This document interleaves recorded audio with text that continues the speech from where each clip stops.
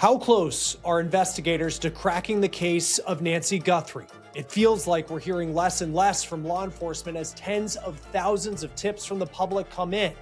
And what we're left with are the clues, the ones at least that we know about, like the masked man on the front steps of her home, the DNA allegedly found inside the house that doesn't belong to her, her family, or people who she was close to.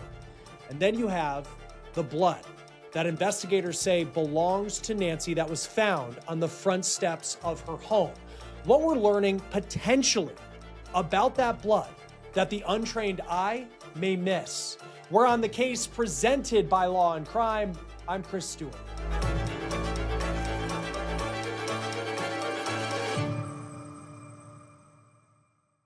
Hey guys, thanks so much for following this case with us. We're able to bring you this story because of our incredible partner, Morgan & Morgan. There's a reason why On the Case is one of the top true crime shows on YouTube, just like there's a reason why Morgan & Morgan is America's largest injury law firm. For over 35 years, they've been fighting for the people and have recovered more than $30 billion for their clients. And the proof, it's in their track record. With more than 1,000 lawyers across 100 offices nationwide, hiring Morgan & Morgan is like hiring an army to go into battle for you, a team that will fight hard to get their clients the compensation they deserve. Not all law firms are the same. Hire the wrong one, and you may be beat before you even start. If you're ever injured, you can check out Morgan & Morgan, and their fee is free unless you win. For more information, you can go to forthepeople.com/OTC, click the link below, or scan the QR code on your screen.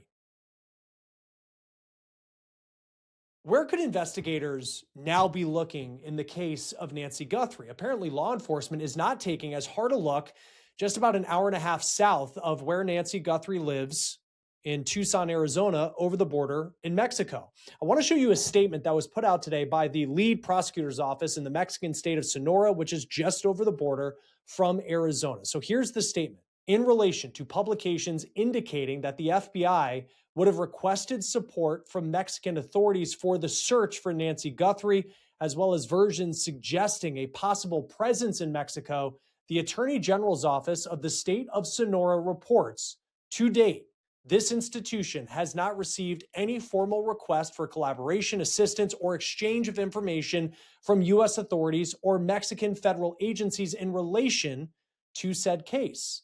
Now, FBI sources told CBS News that they had been in touch with the Mexican authorities. Fox News is reporting that the Mexican embassy spokesperson said there's no evidence that Nancy was taken into their country. Now, it appears a lot of this case at this point hinges on a DNA sample that was collected from inside Nancy Guthrie's home. We know that the DNA, whatever type of sample it is, they haven't been clear about that, but we know it doesn't belong to Nancy. It doesn't belong to her family members, and law enforcement says it doesn't belong to those close to her. But they haven't been specific on that last part and who it rules out. Now, it is unclear if that DNA belongs to the masked person who we see on camera on Nancy Guthrie's front steps around the time she was taken on February 1st. We know that the sample didn't hit in CODIS, and now we're waiting to see if advanced measures like genetic genealogy can crack this case. We'll have more on that with death investigator Joseph Scott Morgan in just a moment. Now, in our conversation, I asked Joseph about that blood that was found on Nancy Guthrie's front steps. The sheriff says that blood, it matches Nancy Guthrie. And I asked Joseph, as someone who had worked in a coroner's office for such a long time, what stands out to him when he sees that those of us on the outside may not understand. Now, this is the video of that blood, which was shot by News Nation's Brian Enton early on in this investigation after the sheriff's office released the scene of Nancy's house. Now, remember, that has been criticized as releasing the scene too soon. I knew the first time I saw it, and tip the cap to my friend Brian Enton, because I think he's the one that did the videography on this. I believe so, yeah. Yeah. And again, how in the hell does Brian Enton have access to this? And I'm not saying that slamming him, because he's a journalist. He's doing his job. Why would anybody have access to this? Oh, yeah, I forgot. You took the tape down. It was wide open. Yeah, it was. Yeah. Just let everybody, let that seep down into your groundwater just for a second. Okay. Brian's doing his job. Okay. And there's been people that have cast aspersions, like, what was he doing there? I'll tell you what he's doing his job. He's being a journalist. All right. So, yeah, they've taken the tape down. And so when he snapped these, I mean, it's not like he sent them to me or any, they were posted, as part of his story. Mm-hmm. And when I saw the freeze frames on this, I'm thinking this is expert. And what I mean by that is that if you have these larger droplets, and I don't believe what I'm saying, just go look for your own personal edification. You have these larger droplets. They're about the size of, maybe some are about the size of a dime, maybe a nickel. Okay. That's indicative of free falling blood droplets. That's gravitational fall. Okay. So you've got, just imagine, if you will, you're at home and you get a spontaneous bloody nose, right? And many people have had these. I know I have. And you're standing at the sink and you just look down, or you do this, you run to the bathroom, you look in your sink, and there it is, right? And there are these big depositional droplets. You don't have any kind of projection that's going on with that. Okay. It's just they're falling. All right. So you see those, but intermittently, okay, between those droplets, you have what appears to be fine drops, which is indicative of expirate.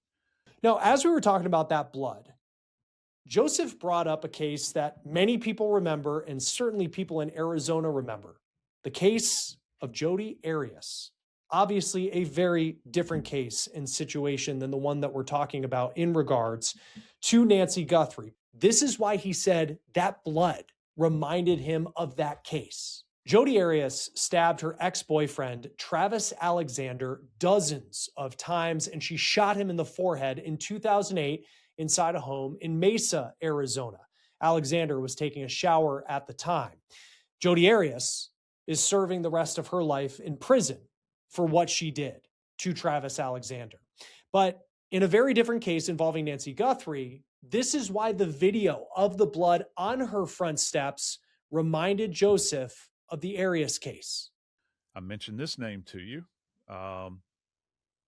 If you think about the Travis Alexander case, which we know Jodi Arias was responsible for killing him, go back and look at the bathroom images from him after he is stabbed. I've always felt like he'd walked over to the sink, put his hands on the sink, and was staring in the mirror. Okay. And you can see the free falling blood there, but then you see expirate. And what that means is that he's coughing up blood, or is in the nasopharynx area. So you've got projection of air, like this, that's coming out. It's the same thing. I'm not saying that she's injured in that manner. What I'm saying is, even if you get punched in the nose, you get struck in the mouth, you're going to have blood indwelling those areas, and you're going to cough. So if you see the tiny droplets, I think that's expirated blood. Aspirated means we go, like this. Expirated is, like this.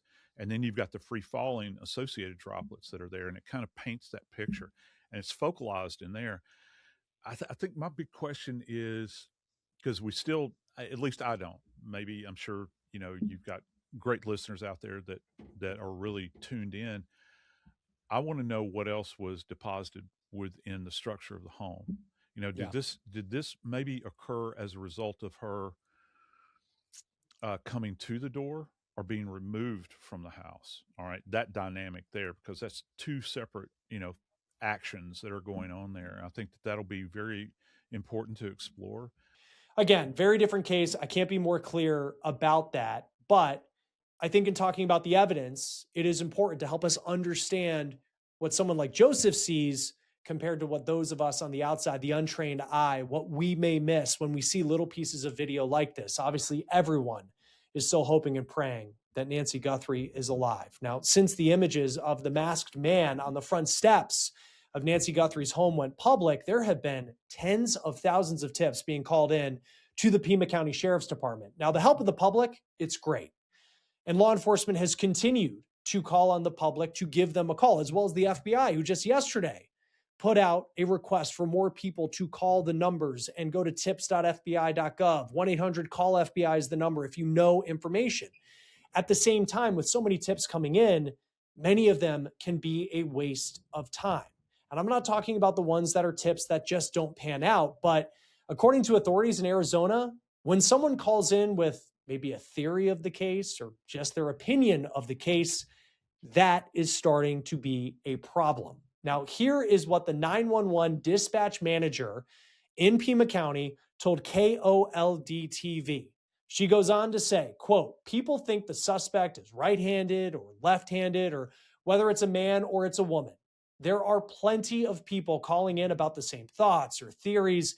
So those are typically the type of things that we don't want to hear about, end quote. The 911 dispatch manager's name, Cecilia Ochoa, is asking the public to ask themselves a few questions before they pick up the phone to call. And what they are asking for is if people truly believe they have information about who took Nancy Guthrie or where Nancy Guthrie may be, that is when you call those numbers that have been put out to the public. In the most recent update from the Pima County Sheriff, they said, quote, lab analysis continues on biological evidence, DNA, found at Nancy Guthrie's residence. To be clear, this is not new or different evidence from what was already recovered from the property. No further information will be released at this time. We are heading into the weekend, keeping an eye out for if more people will be detained in connection to this case. The sheriff said that we can expect that type of activity as the investigation goes on. There have been a couple people, roughly 2 to 3, who have been detained thus far in this case and questioned as search warrants have been executed, but no one has been arrested. You might remember the man detained a week ago during an operation that included a raid on a house about 2 miles from Nancy Guthrie's home, and then a traffic stop on a Range Rover by a Culver's restaurant not far away. That man hired a lawyer. He lives at that house reportedly with his 77-year-old mom. And through his lawyer, he said he knows nothing about Nancy Guthrie or where she may have gone. It's important to note that law enforcement have not cleared him as a suspect in this case, as they have members of the Guthrie family and their spouses. And the members of law enforcement go on to say that they continue to process evidence from that raid and what they were able to obtain from the home and the traffic stop through a federal court order. Join us now to talk more about this case and what could come next is Professor of Applied Forensics at Jacksonville State University and the host of Body Bags with Joseph Scott Morgan, which is now on YouTube. Joseph Scott Morgan, always great to have you here on Law and Crime, and a great person to talk to, because I feel like yesterday was the quietest this case has been since it started. And it just seems like it could mean a couple things. It could mean that they're getting close, or it could mean that they're in trouble. And that's why it's great to talk to you about some of the science that we're hearing about. But just in terms of the vibes at this point now, I think 18, 19 days after Nancy Guthrie was taken, what do you believe the status of this investigation is? Don't watch the locals, watch the feds. That's what I'd say. The feds work in their own bubble, and as you can see, they don't run their mouths. I try to stay away from as much bombast as I can,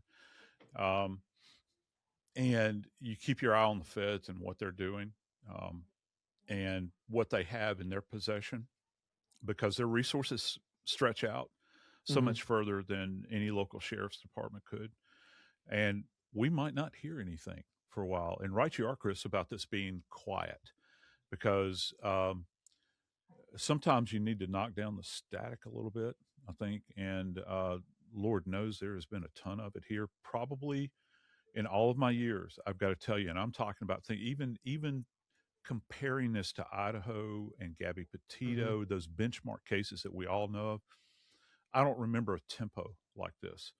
I really don't. And of course, it all centers around, who Mrs. Guthrie's daughter is to a great degree, because we have missing persons cases all the time that I cover, and none of them get the legs that this thing has gotten.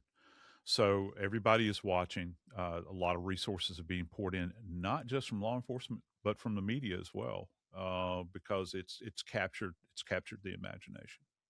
It really has. And it's an interesting scene too, because you have so much media attention and media of all different kinds, and we're able to watch, we have this play-by-play, or we did, when they were regularly going to Nancy Guthrie's home, or maybe her daughter's home where she was before she came back. And we kind of get like, a couple investigators showing up here, the FBI is canvassing this area here. And, I think that we probably only know about 5% of Mm-hmm. what actually may be going on, maybe a little bit more than that, but there's probably a lot that we don't know.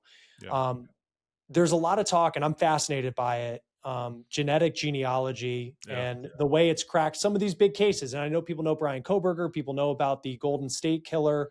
And for me, I find it just, can you walk us through like how this, as someone who I was terrible at biology, that's why I didn't go into the field that you did, and I'm on this side. But how does it work? I mean, how does this get to the point where like you can actually figure out through a family tree of whose DNA this may be that they have inside this home? I don't know. Reflectively, I think back to where I was as a young investigator. I could not even begin to fathom the depths here, or plumb the depths, rather, of the technology we have now compared to what we had. And I look at my friends and I count them as friends, David Middleman and Kristen Middleman at Othram Labs. And because I've borne witness to what they've done, I know them personally.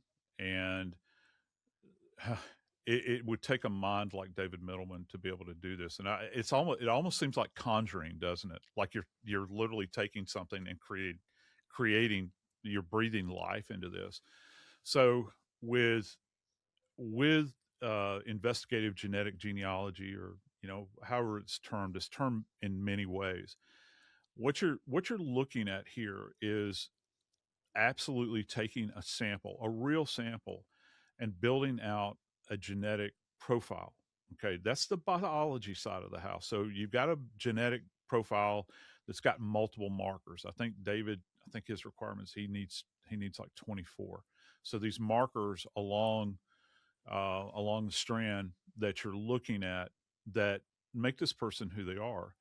And if we could back up just a little bit, there is kind of this area you enter into with DNA that kind of, you're there before you get to forensic genetic Mhm. genealogy.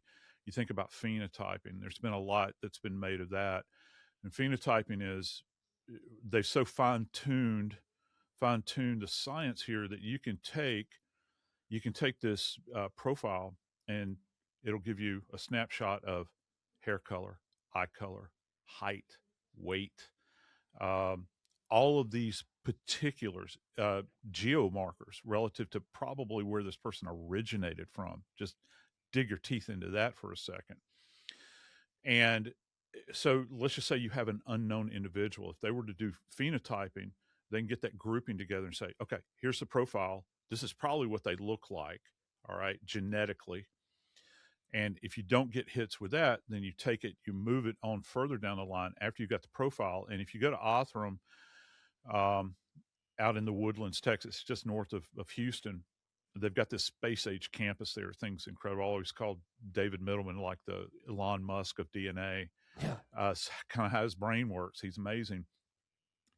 Not only do they have biologists, they've got an entire side of the house that are genealogists. So they're going to turn this profile over, and they're going to be able to look at the connectivity with anybody that has deposited their DNA to any of these databases that are out there. Now, we have to say that this is not going to be the 23andMe crowd. Okay, we're talking about open source genealogy or open source DNA, familial trees here that they have the ability to go into.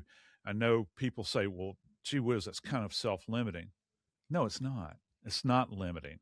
Just because you don't have the 23andMe crowd, it'd be great to have that, but because you're working in this kind of exponential space, and it is exponential when you begin to kind of build this thing out, you have that data where you can literally, whoever commits or is associated with an event, let me frame it that way, you might get connectivity where you've got individuals that might be a sixth, a seventh, an eighth cousin, and then you pull it back into focus genealogically. You pair that with the biology, with this profile you've created biologically, and it's incredibly powerful tool. Um, just give me a little latitude here to kind of Sure. frame this. I talked about how early on in my career, one of the things we worked with a lot, if we found like blood sample at a scene, would be blood typing. And blood typing is very important. They use it in blood banking. Somebody, you have to have the blood type that's going to match up. Well, the rarest blood type in the world, and this number varies a lot, the rarest blood type in the world is AB neg. Okay.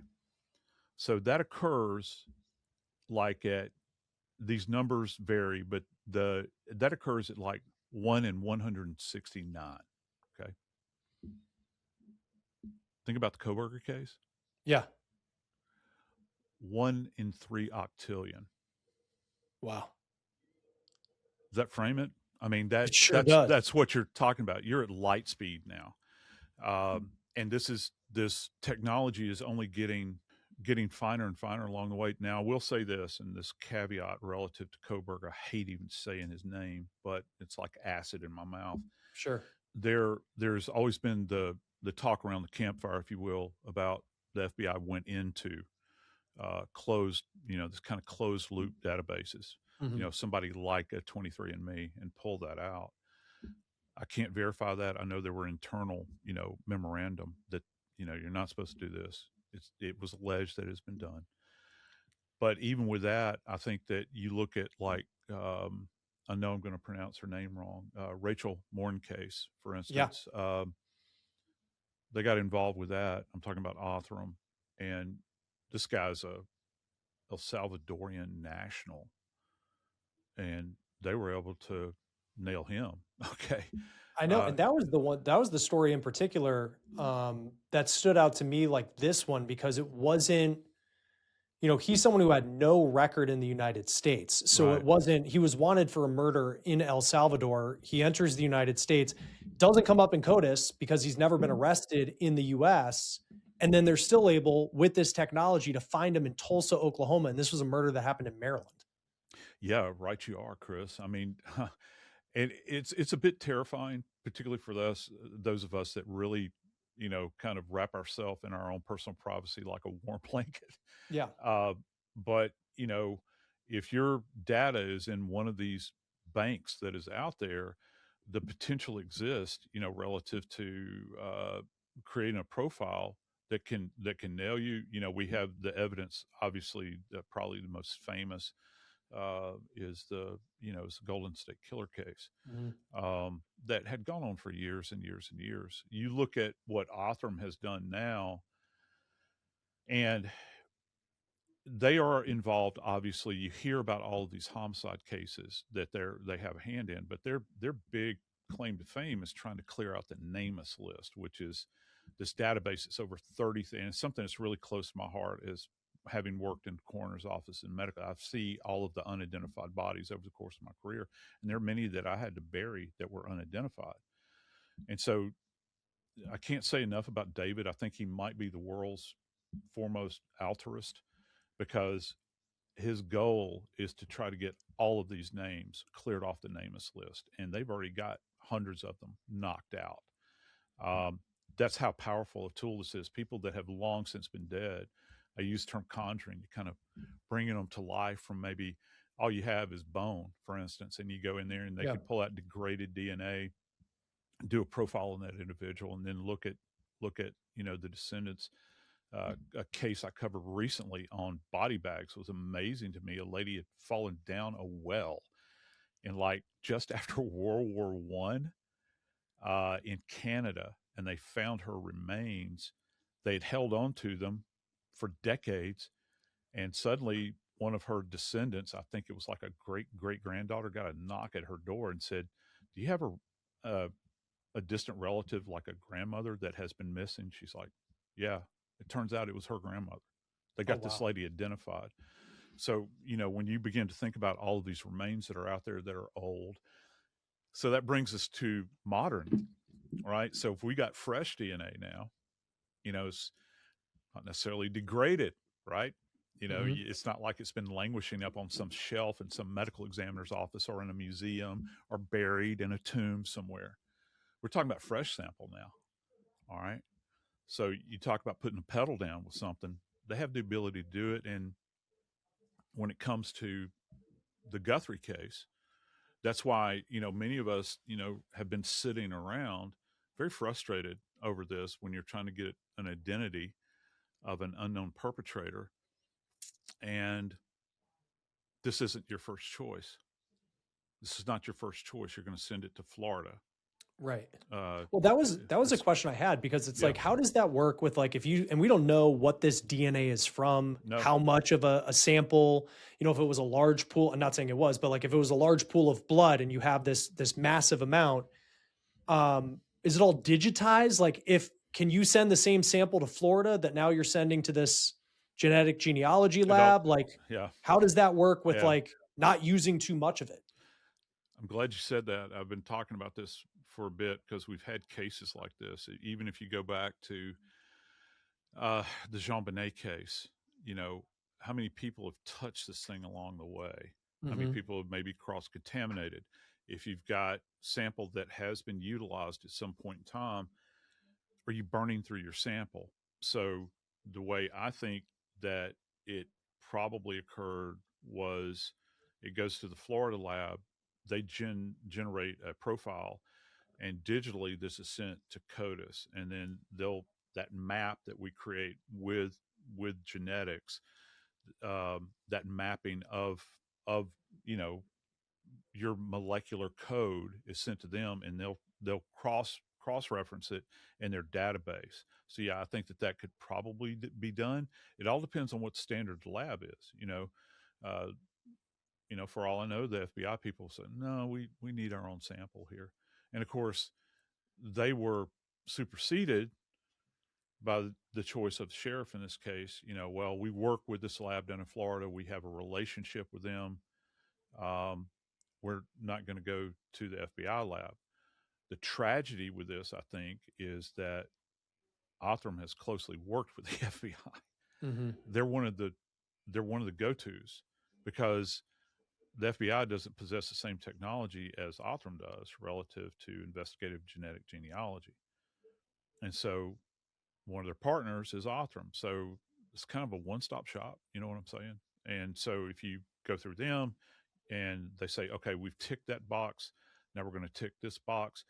And the other thing is maintaining chain of custody as well. How many hands is it passing through? The longer the chain, the higher the risk is of problems arising relative to accountability.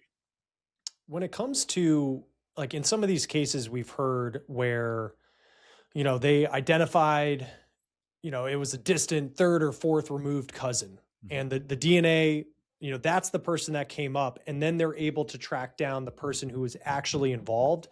Like, how strong is this in court? Like, if they, in the Nancy Guthrie case, let's just say, and we don't know how this is going to end, but like they find someone through, hey, it was his fifth cousin who lives somewhere else. Like, what happens next? Like, okay, we have this person. Like, do you need the sample from that particular person, or can Yeah. you go and make an arrest and press charges and then go and prosecute someone with having DNA that is, from a distant relative of that person? No, that's not wise. Yeah, because we've got these, the discarded trash pulls, where Right. people will toss something away.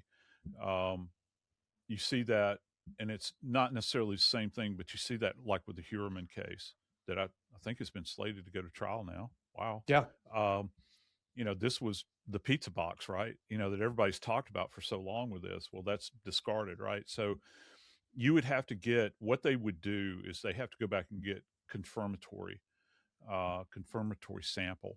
Okay. And the what the IgG does is it points you in a particular direction. And it's like any other investigation. Once you begin to kind of unspool this, it points you in a specific direction. That way the investigators know where to target. Then they have to develop, how are we going to target this? How are we going to go about getting a sample from an individual? Now, there's two ways. They could probably do a trash pull.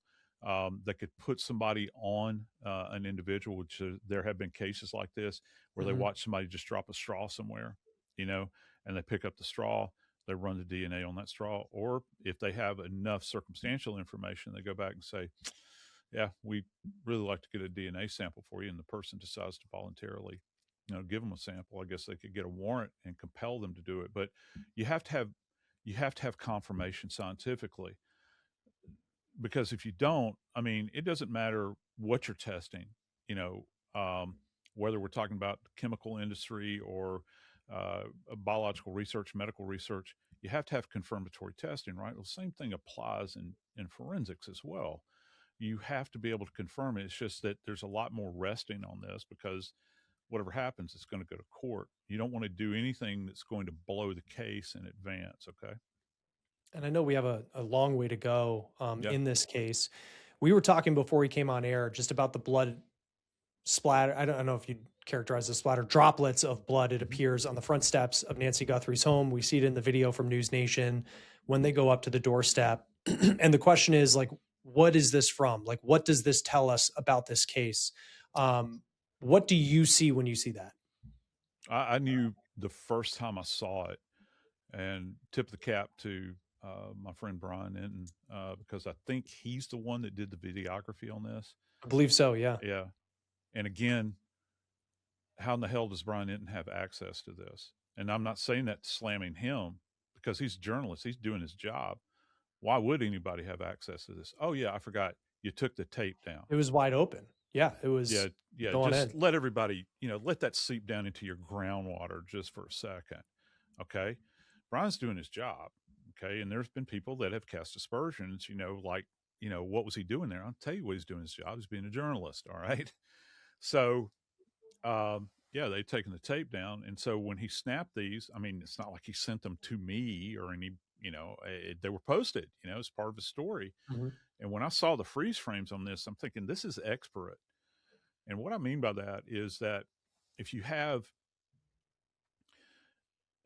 these larger droplets, and I don't believe what I'm saying, just go look for your own personal edification. You have these larger droplets. They're about the size of, maybe some are about the size of a dime, maybe a nickel. Okay. That's indicative of free falling blood droplets. That's gravitational fall. Okay. So you've got, just imagine, if you will, you're at home and you get a spontaneous bloody nose, right? And many people have had these. I know I have. In And there. you're Yeah. standing at the sink and you just look down, or you do this. You run to the bathroom, you look in your sink, and there it is, right? And there are these big depositional droplets. You don't have any kind of projection that's going on with that. Okay, it's just they're falling. All right, so you see those, but intermittently, okay, between those droplets, you have what appears to be fine drops, which is indicative of expirate. I mentioned this name to you. Um, if you think about the Travis Alexander case, which Hmm. we know Jodi Arias was responsible for killing him, go back and look at the bathroom images from him after he is stabbed. I've always felt like he walked over to the sink, put his hands on the sink, and was staring in the mirror. Okay. And you can see the free falling blood there, but then you see expirate. And what that means is that he's coughing up blood, or it is in uh, the nasopharynx area. So you've got projection of air, like this, that's coming out.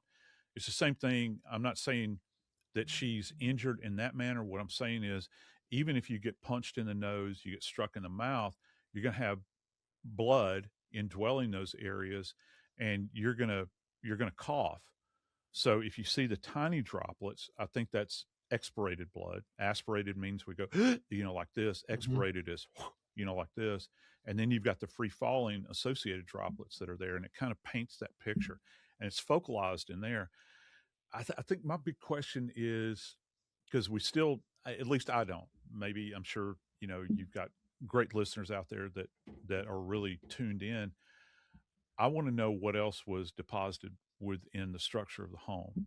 Did Yeah. this maybe occur as a result of her coming to the door or being removed from the house? All right, that dynamic there, because that's two separate actions that are going on there. I think that'll be very important to explore, and they will have hopefully thoroughly documented that at the time. But again, I go back to the discovery that Brian made and his ability to make that discovery, because there was no barrier, there was no tape. He just walked up to the house. Right. And I know that's been, one of the criticisms of how this was handled early on. And you wonder now, and I think everyone's still hoping for a happy ending to the story and believing that there's a lot that Certainly we so. don't know in this case. But you wonder, are we at day 18 or 19? How much can something like that impact the length of an investigation because of how it was handled in the first couple of days? Yeah, your case is many times is made or not made in those first few moments. I tell my students, I teach college at Jack State, and one of the things I teach my students is you can never walk across the threshold uh, into the room of a crime scene for the first time again. You have to be prepared. As if you're a crime scene technician, a forensic investigator, homicide detective, you have to be all of your powers have to be focused at that moment in time. I compare it to, and now particularly in the molecular world that we live in, we talked Hmm. about that, Chris. I compare it now to almost you need to treat a crime scene like you're walking onto a surgical suite, walking into a surgical suite. You need to be Yeah. that prepped in your mind and the way you're dressed and the way you're going to handle it. And because you don't get redos. Lawyers are famous for using the term that you cannot unring the bell. Once Yeah. that sound goes forward, you can't recapture it. And I don't want to sound like all doom and gloom, and I know I do, but I got to tell you, just coupled with Brian's imagery that we saw there, I remember going back all these days now. I can't believe we're talking about this so many days later, like this.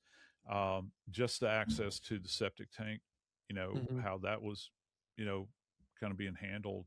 Uh, there were no, bunny suits, Tyvek suits, people were wearing. There were no gloves being worn, shoe Right. covers. Uh, and just there's a litany of these things that we could go through. I want to remain hopeful. I truly do, for the sake of Mrs. Guthrie. And um, I think about what her status is right now. I can't help but not think about that. I think a lot of us do, um, because at the end of the day, I can talk about procedure relative to forensic processing and all this sort of thing, but you know, TikTok, Yeah. it's time is precious here. It's the most important commodity here. And you have to assume as an investigator, the most precious commodity that you have at Jump Street is time. And it shouldn't be wasted in any way. And, making mistakes along the way many times compels you to waste that precious resource. Yeah, and we'll see how this story plays out. Now, the third week since Nancy Yep. Guthrie was taken from her home. Joseph Scott Morgan, the host of Body Bags, which you can now find here on YouTube. It's always great to have you on Law&Crime, You bet, especially on brother. cases like this to help us understand kind of the science and what's going on behind the scenes. You bet, Chris. You guys take care now. The amount of money on the line for someone who has information to come forward has increased. The FBI is offering its $100,000 reward, and then now Crime Stoppers is offering a reward of $100,000 after money was put up by a personal injury lawyer in Wisconsin. So roughly $200,000 for information that can help solve this case. If you have information on Nancy Guthrie, and we're talking about information, not theories, not opinions, you can contact the Pima County Sheriff at 520-351-4900. You can also contact the FBI at 1-800-CALL-FBI or go to tips.fbi.gov.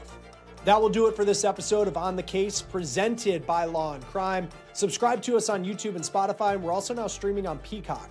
I'm Chris Stewart. We'll see you next time.